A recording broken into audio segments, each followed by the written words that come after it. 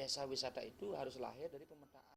Mangku Panji, anggota Komisi 4 DPRD Kabupaten Buleleng menuturkan rencana pembangunan jalan tol Denpasar Singaraja merupakan sebuah kemajuan dalam memperlancar akses antara kedua wilayah dan melakukan pemerataan pembangunan antara Bali Selatan dan Bali Utara.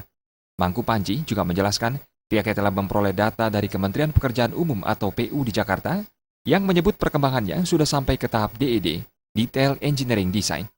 Pengerjaan jalan tol ini menyerupai konstruksi jalan tol Bali Mandara. Lama pengerjaannya diperkirakan kurang lebih memerlukan waktu 2 tahun. Mangku Panji juga menjelaskan strategi pengerjaannya menggunakan teknik paku bumi, yaitu beton sebagai pondasi akan ditanam tanpa merusak alam sekitar. Mangku Panji juga menjelaskan teknik seperti ini telah diterapkan di negara lain seperti India, Tiongkok, dan Taiwan. Mangku Panji mengharapkan perwakilan anggota DPR asal Bali di Senayan bisa merealisasikan pembangunan jalan tol secepat mungkin. Dalam konteks pemerataan pembangunan antara utara dan selatan, kami selaku anggota DPRD melihat ini merupakan sebuah kemajuan yang sudah terjadi. Tetapi jangan sampai seperti isu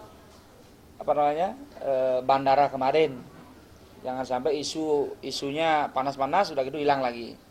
Harapan saya selaku anggota DPRD Kabupaten Buleleng tentunya ini menjadi sebuah kenyataan di mana manfaatnya akan amat sangat besar untuk Buleleng secara umum.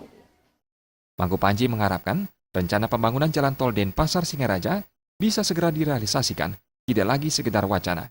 Manfaat jalan tol diyakini akan sangat besar terhadap pembangunan, khususnya di Kabupaten Buleleng. Alit Putra dan Sufiata, Bali TV.